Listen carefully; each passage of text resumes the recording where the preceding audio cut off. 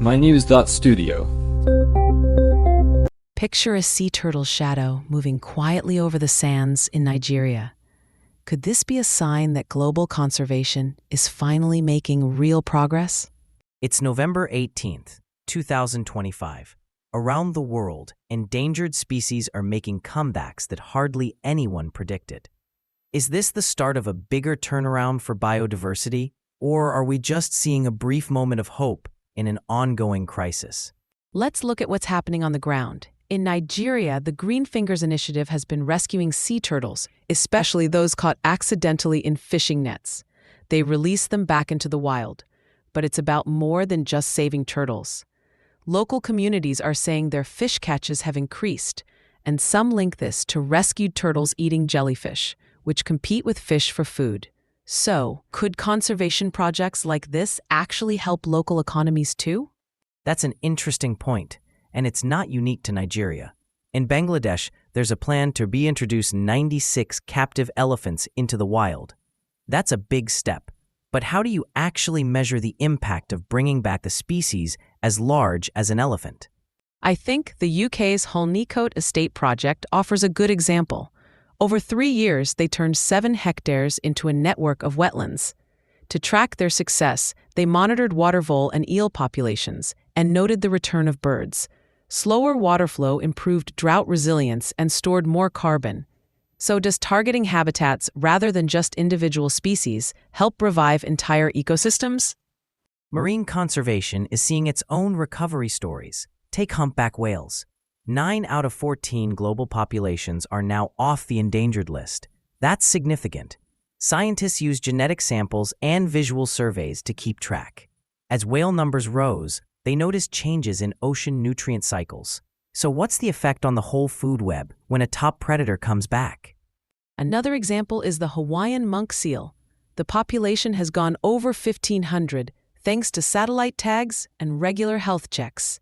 It really shows how technology supports conservation. But could these digital tools be adapted for other species, maybe even ones that don't get much attention? Yet none of these projects were easy. In Nigeria, poaching and plastic waste were big challenges. The Green Fingers team responded by providing net repair kits to fishers who helped rescue turtles. That way, conservation became financially worthwhile. So is this the new approach, making conservation pay for itself? With whales, ship strikes, and fishing gear entanglement were serious threats. They brought in technology, like the Whale Safe system, to alert ships about whale presence. It's advanced, but it's also practical. But is relying on technology enough, or is it just one part of a bigger strategy? The Hawaiian monk seal program had to deal with limited rehab space, so they built a new hospital, Kikai Ola, and put energy into educating the public. That led to more community support. Can investments in infrastructure and public engagement shift the outlook for less well-known species too? Bangladesh's tortoise recovery project faced heavy poaching pressure at first, but by creating protected zones and involving local communities, they managed to eliminate poaching incidents.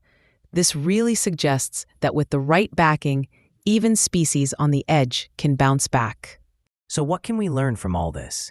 Using flagship species like elephants or turtles gets the public's attention.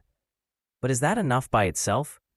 Maybe the key is to combine it with habitat restoration, new technology, and local incentives. Another point is early action. Utah's Wildlife Action Plan aims to prevent species from becoming critically endangered in the first place. Could this proactive model work on a global scale? And international collaboration stands out. When teams in Bangladesh and Hawaii shared knowledge and resources, progress was faster and outcomes improved. Is this what the future of conservation looks like? Global teams working together instead of isolated projects? In every case, careful measurement and documentation played a big role. Keeping detailed records justified funding and let teams adapt quickly. Is transparent reporting the backbone of long-term conservation success? So why does this matter? These examples show that teamwork, innovation, and local support can turn around even severe declines. Saving a species isn't just about the animals. It helps whole ecosystems, economies, and future generations too. With biodiversity facing so many threats, these recoveries offer something more than hope. They're examples to follow. If whales, seals, turtles, and elephants can recover, what's stopping us from helping frogs, insects, or plants too? Thanks for being with us as we explored how global conservation is creating real hope for wildlife. Every recovery is a reminder that the fight for wildlife continues, and so does our power to make a difference. Thanks for listening. This episode was brought to you by mynews.studio. Try it now for free.